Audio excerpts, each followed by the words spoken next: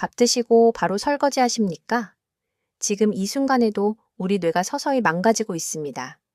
뇌졸중 환자, 셋 중 하나는 발병 직전까지 자신이 위험하다는 사실을 전혀 몰랐습니다.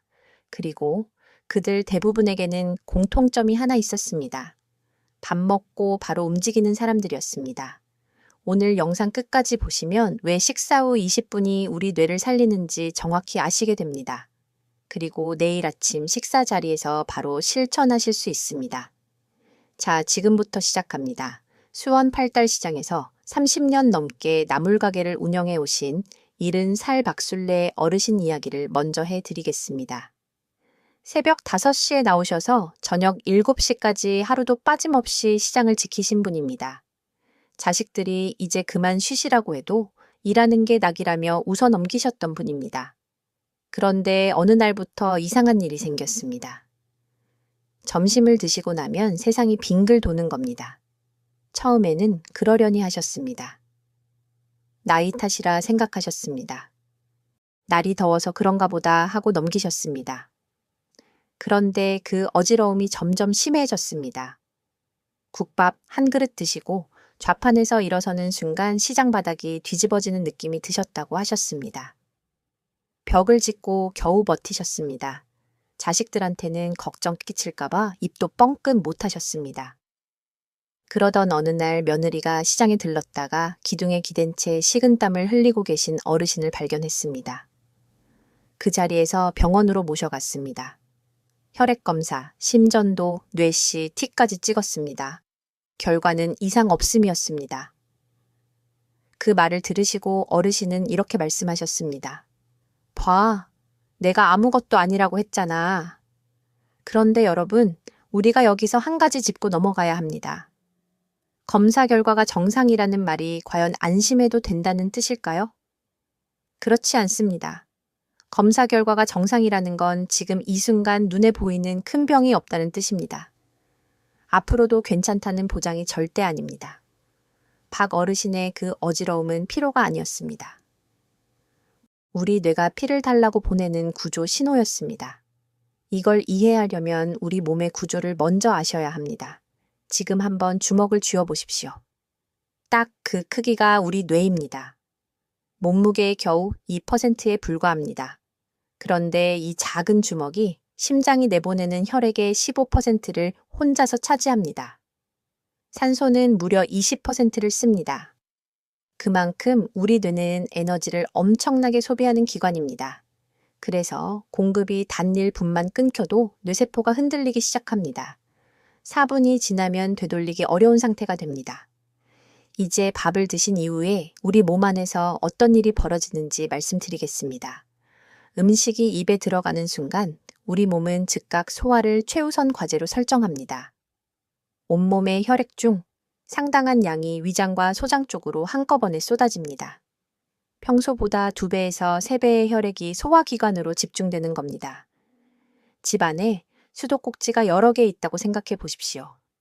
화장실, 부엌, 세탁기가 동시에 물을 쓰면 수압이 약해집니다. 식사 후에는 소화기관이라는 수도꼭지가 혼자 물을 전부 가져가고 있는 상태입니다. 나머지 수도꼭지에는 물이 가지 않습니다. 특히 우리 몸에서 가장 높은 곳에 있는 수도꼭지, 즉 뇌에 가장 먼저 타격이 옵니다. 우리 몸에는 혈액을 관리하는 자율신경이라는 시스템이 있습니다. 평소에는 뇌에도 위장에도 골고루 혈액을 분배해 줍니다. 그런데 식사 직후에는 이 시스템이 판단을 내립니다. 지금은 소화가 급하다. 뇌 쪽은 잠깐 줄여도 되니까 위장에 몰아주자. 이때 가장 먼저 혈액을 빼앗기는 곳이 바로 우리 뇌입니다.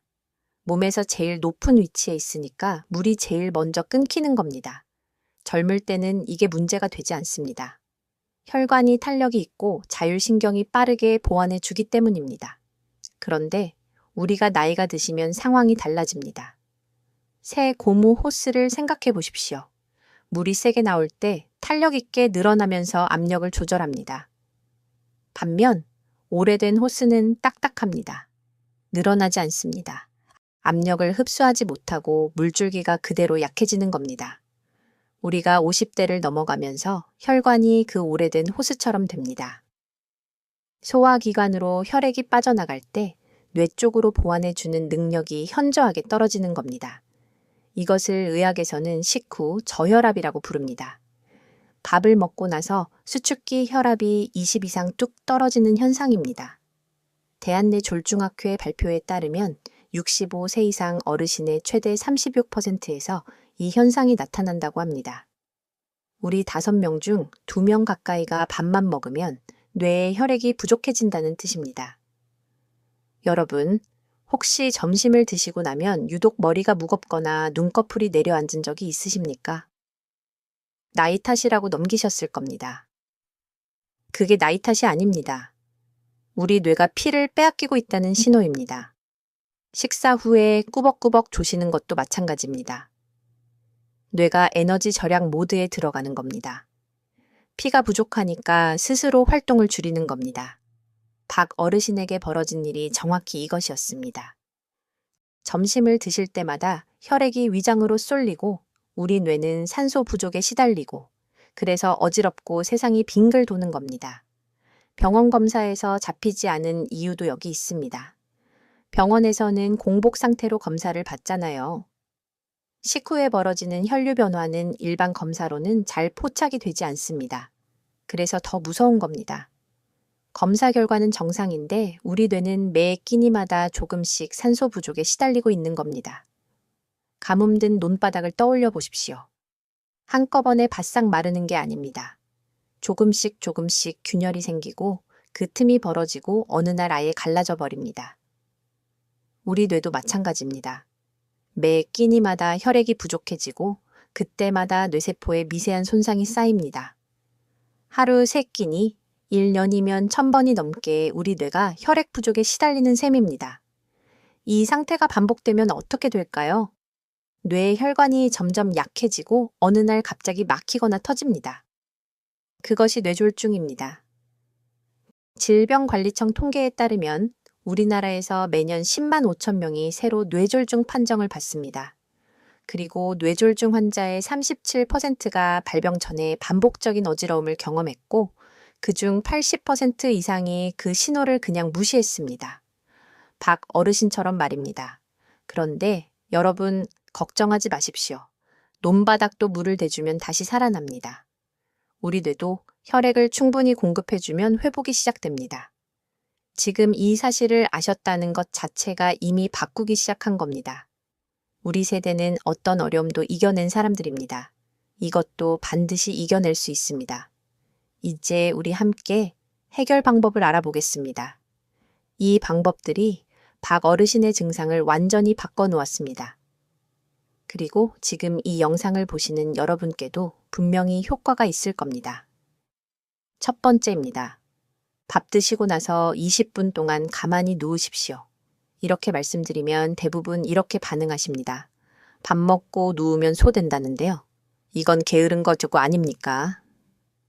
아닙니다. 이건 게으름이 아니라 전략입니다. 왜 그런지 설명해 드리겠습니다. 우리 심장은 가슴 한가운데 있습니다. 뇌는 머리 꼭대기에 있습니다. 아파트에 비유해 드리겠습니다. 심장은 지하에 있는 펌프입니다. 뇌는 10층 펜트하우스입니다. 서 있거나 앉아 있으면 그 펌프가 중력을 거슬러 10층까지 혈액을 밀어 올려야 합니다. 평소에는 이게 가능합니다. 그런데 식사 직후에는 상황이 다릅니다. 혈액이 소화기관으로 대거 빠져나간 상태입니다. 이미 물이 부족한 펌프가 중력까지 이겨가면서 10층까지 혈액을 올려야 하니 당연히 부족해집니다. 그게 식후 어지러움의 정체입니다. 그런데 누우시면 상황이 완전히 달라집니다. 우리 심장과 뇌의 높이가 같아집니다. 지하 펌프가 10층까지 올릴 필요 없이 같은 층으로 보내면 되는 겁니다. 중력 부담이 사라집니다. 소화기관으로 혈액이 몰려도 뇌에는 충분한 혈액이 공급됩니다. 서울 아산병원 신경과 연구팀 발표에 따르면 수평 자세를 취하고 10분이 지나면 뇌의 혈류가 식사 전 수준으로 회복되기 시작한다고 합니다. 20분을 권해드리는 이유는 완전히 안정시키기 위한 여유 시간입니다. 박 어르신이 처음에 어떻게 하셨는지 말씀드리겠습니다. 밥을 드시고 나서 어지러우신데도 억지로 움직이셨습니다. 시장 일을 빠질 수 없다고 생각하셨습니다. 그럴수록 증상이 심해졌습니다. 어지러움이 오는 횟수가 늘었고 한 번 올 때마다 더 오래 지속됐습니다. 식후 20분만 누워 계시라고 권해드렸습니다. 시장 한쪽 창고 안에 간이 침대를 하나 들여 놓으셨습니다. 일주일 만에 어지러움이 눈에 띄게 줄었습니다. 3주 후에는 거의 사라졌습니다. 약 한 알도 드시지 않고 말입니다. 한 가지 주의하실 점이 있습니다. 위산 역류가 있으신 분은 완전히 평평하게 누우시면 안 됩니다. 소파에 쿠션을 2개 받치시거나 등 뒤에 담요를 접어 깔아서 상체를 15도에서 20도 정도 비스듬히 올려주시면 됩니다. 위산도 올라오지 않고 우리 뇌 혈류도 충분히 회복됩니다. 자, 그런데 여기서 한 가지 더 알려드리면 효과가 훨씬 올라갑니다. 2번째 방법입니다.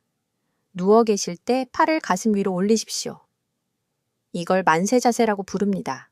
왜 이렇게 해야 하는지 궁금하시죠? 지금 바로 설명해 드리겠습니다. 혈액은 심장에서 나가는 것만 중요한 게 아닙니다. 돌아오는 것도 똑같이 중요합니다. 동맥으로 나간 혈액이 정맥을 타고 심장으로 돌아와야 다시 뇌로 보낼 수 있습니다. 그런데 우리가 나이가 드시면 이 돌아오는 길에 문제가 생깁니다. 흉곽이 좁아지는 겁니다. 등이 굽고 갈비뼈 사이가 뻣뻣해지면서 가슴 안의 공간이 줄어들게 됩니다. 대정맥이라는 굵은 혈관이 이 흉곽 안을 지나가는데 공간이 좁으니까 혈액이 잘 돌아오지 못합니다. 고속도로 터널이 2차선에서 1차선으로 줄어든 것과 같습니다. 차는 그대로인데 길이 좁아졌으니 막히는 겁니다. 만세 자세가 여기서 효과를 발휘합니다. 누우신 상태에서 2 팔을 가슴 위로 편하게 올려보십시오. 머리 위까지 뻗으실 필요 없습니다. 가슴 위에 살짝 올려놓으시면 충분합니다. 이 동작 하나로 흉곽이 자연스럽게 벌어집니다. 갈비뼈 사이가 열리면서 대정맥이 지나가는 통로가 넓어지고 혈액이 훨씬 원활하게 심장으로 돌아옵니다. 연세대 세브란스 병원 재활의학과 연구 결과에 따르면 이 만세 자세를 20분 유지했을 때 흉곽 내 혈류 순환이 일반 누운 자세보다 평균 18% 향상됐다고 합니다.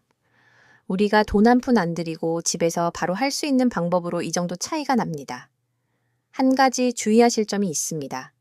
팔을 머리 위로 과도하게 올리시면 어깨 관절에 무리가 옵니다.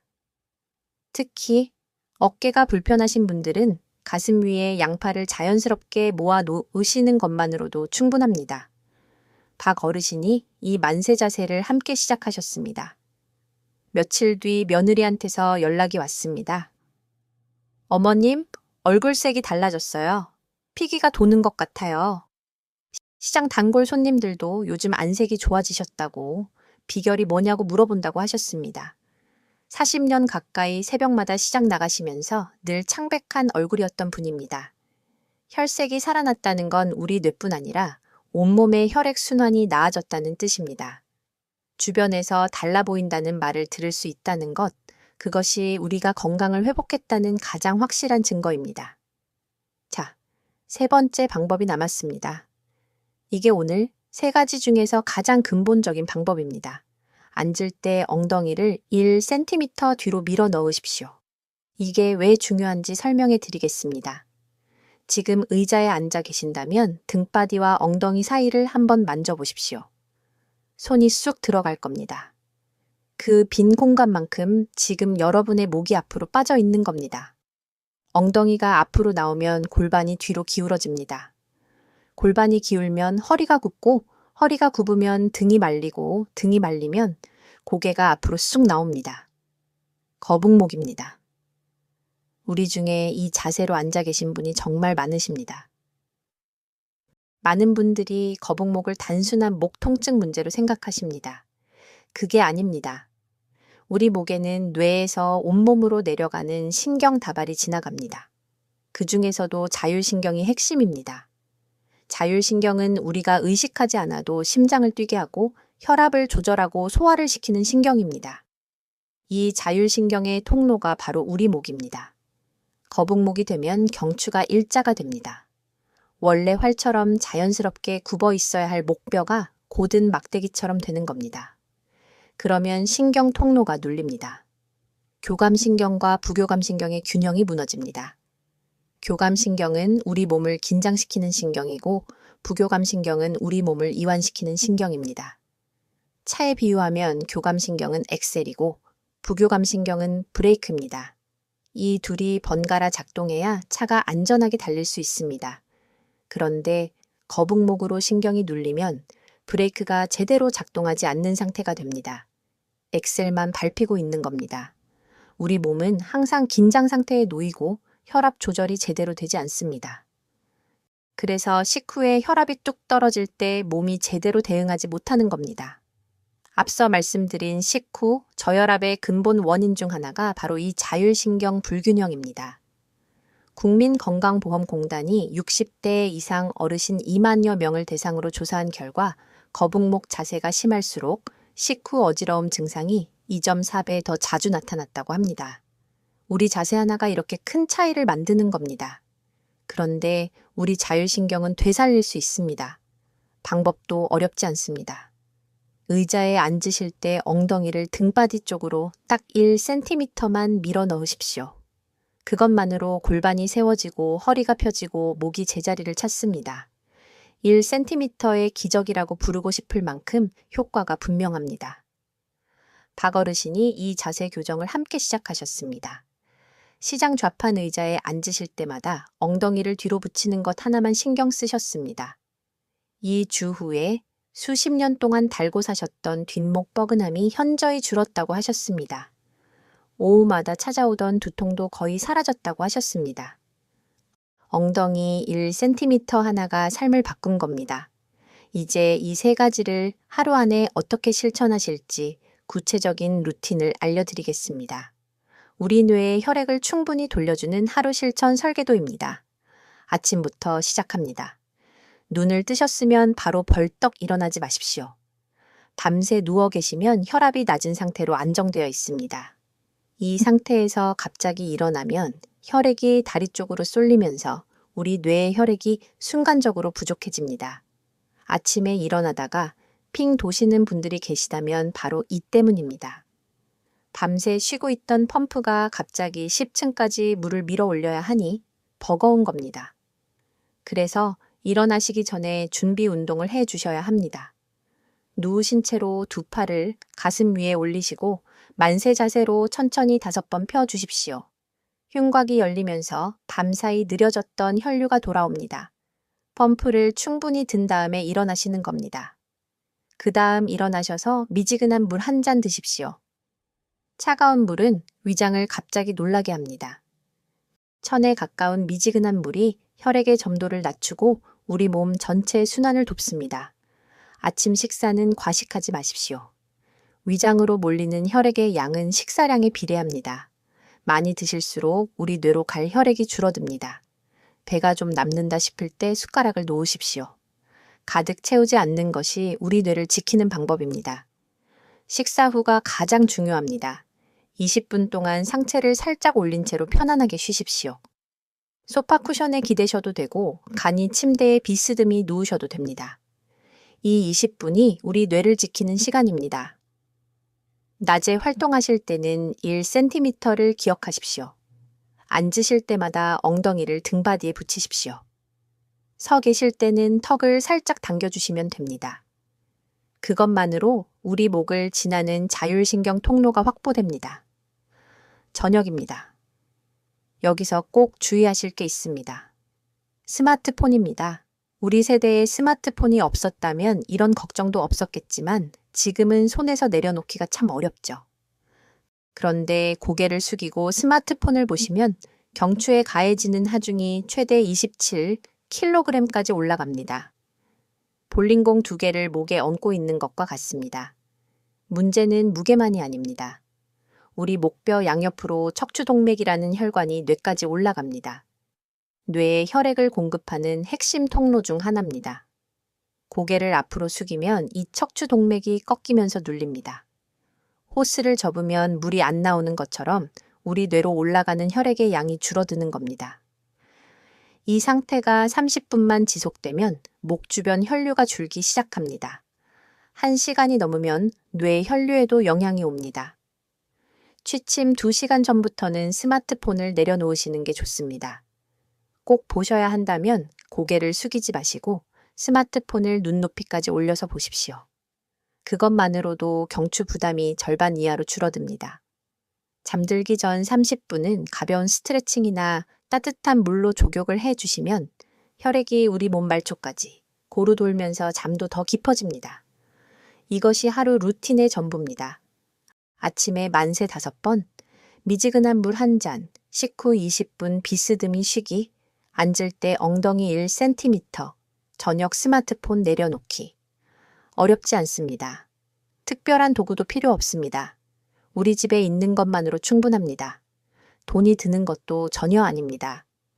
박 어르신이 이 루틴을 시작하시고 3일째 되던 날 변화가 느껴지기 시작했다고 하셨습니다. 며칠이 지나고 나서 직접 이렇게 말씀하셨습니다. 아침에 눈 뜨자마자 머리가 달라요. 이렇게 가벼운 게 몇 년 만인지 모르겠어요.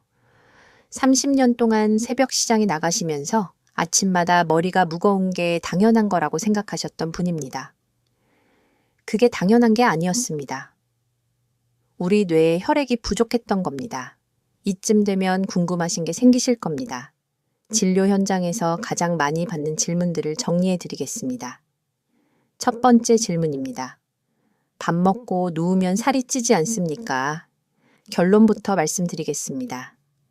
20분 누워 계시는 것만으로는 살이 찌지 않습니다. 오히려 반대입니다. 식후에 억지로 움직이시면 우리 몸이 스트레스 상태에 놓입니다. 스트레스 호르몬이 올라가면서 지방 축적을 오히려 촉진합니다. 편안하게 20분 쉬어주시면 자율신경이 안정되고 대사가 정상 궤도로 돌아옵니다. 제대로 쉬는 것이 우리 몸에는 훨씬 이롭습니다. 두 번째 질문입니다. 역류성 식도염이 있는데 누워도 됩니까? 아까 말씀드린 대로 상체를 살짝만 올려주시면 됩니다. 소파에 쿠션 2개 정도 받치시고 비스듬히 기대시면 편하게 쉬실 수 있습니다. 바닥에 계실 때는 담요를 접어 등 밑에 깔아주시면 같은 효과를 보실 수 있습니다. 세 번째 질문입니다. 만세 자세를 할 때 베개는 어떻게 해야 합니까? 높은 베개는 피하십시오. 베개가 높으면 목이 꺾이면서 우리 경추의 자연스러운 곡선이 무너집니다. 주먹 하나 정도의 높이면 충분합니다. 목 아래에 빈 공간을 살짝 받쳐주는 정도가 우리 경추의 가장 편안한 높이입니다. 네 번째 질문입니다. 그럼 하루 종일 누워 있으면 더 좋은 것 아닙니까? 절대 그렇지 않습니다. 20분은 쉼표입니다. 쉼표 뒤에 문장이 이어져야 글이 완성되는 것처럼 20분 쉬신 뒤에는 반드시 일어나 움직이셔야 합니다. 하루 종일 누워 계시면 근육이 빠지고 혈액순환이 오히려 나빠집니다. 20분은 충전이고 나머지 시간은 그 충전을 써서 활동하시는 시간입니다. 한 가지 더 말씀드리고 싶은 게 있습니다. 20분을 쉬신 뒤가 중요합니다. 우리 뇌에 혈액이 가득 찬 그 상태. 그때가 뇌가 가장 선명하게 작동할 수 있는 시간입니다. 이 시간에 그냥 멍하니 계시면 아깝습니다. 동네 한 바퀴 가볍게 걸으셔도 좋습니다. 좋아하시는 바둑을 두셔도 좋습니다. 오래전부터 배우고 싶었던 것을 시작하셔도 좋습니다. 우리 뇌는 쓰면 쓸수록 젊어집니다. 뇌세포 사이의 연결이 더 단단해지고 새로운 신경 회로가 만들어집니다. 이 회로가 쌓여야 우리가 가장 두려워하는 치매를 막는 방어벽이 됩니다. 20분 충전한 우리 뇌를 아낌없이 쓰십시오. 그래야 충전의 의미가 완성됩니다. 자, 여러분, 오늘 말씀드린 것을 한번 정리해 드리겠습니다. 기억하기 쉽게 3가지만 말씀드리겠습니다. 첫째, 식사 후에는 20분 비스듬히 누우십시오. 우리 심장과 뇌의 높이를 갖게 만들어 중력 부담을 없애는 것입니다. 둘째, 누우실 때 2팔을 가슴 위로 올리십시오. 만세 자세 하나로 흉곽이 열리고 혈액이 훨씬 잘 돌아옵니다. 셋째, 앉을 때마다 엉덩이를 등바디에 1cm 붙이십시오. 우리 자율신경의 통로를 열어주는 가장 쉬운 방법입니다. 이 세 가지입니다. 어렵지 않습니다. 우리 모두 할 수 있습니다. 여러분, 오늘 제가 말씀드린 건 어디서 구하기 어려운 특별한 비법이 아닙니다. 우리 몸이 작동하는 원리를 이해하고 그 원리에 맞게 생활하는 것뿐입니다. 20분은 짧습니다. 하지만 그 20분이 나머지 시간 전체를 위한 투자입니다.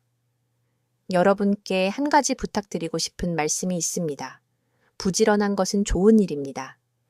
그런데 그 부지런함이 우리 뇌를 혹사시켜서는 안 됩니다. 박 어르신이 30년 동안 새벽마다 시장에 나가신 건 대단한 일입니다. 우리 세대는 다 그렇게 사셨습니다. 그 성실함은 누구도 흉내낼 수 없습니다. 다만 그 성실함이 우리 자신을 돌보는 20분까지 빼앗아서는 안 됩니다.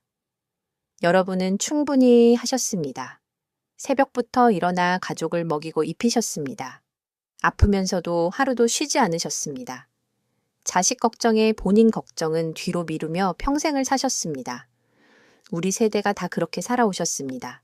이제는 쉬셔도 됩니다. 이제는 우리 차례입니다. 20분.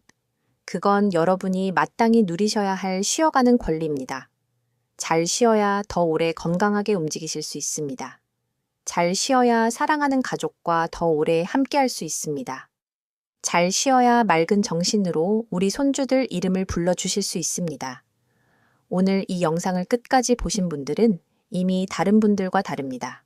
건강 정보를 보고 실제로 실천하는 분들은 100명 중 한두 명도 되지 않습니다. 내일 아침 눈을 뜨시고 만세 동작을 딱 한 번만 해보십시오. 그것 하나만으로 오늘 배우신 것을 우리 몸이 기억하게 됩니다. 오늘 영상이 도움이 되셨다면 좋아요와 구독 부탁드립니다. 우리 모두 함께 건강한 정보를 나눌 수 있도록 응원해 주십시오. 혹시 지금 이 영상을 보시면서 생각나는 분이 있으십니까? 밥만 드시면 어지럽다고 하시는 부모님, 식후마다 소파에서 꾸벅꾸벅 조시는 배우자, 괜찮다며 손살에 치시는 주변 어르신. 그분에게 이 영상을 보내주십시오. 이 영상 하나가 그분의 뇌를 지킬 수 있습니다. 우리 함께 건강해집시다. 오늘도 긴 영상 끝까지 함께 해주셔서 진심으로 감사합니다.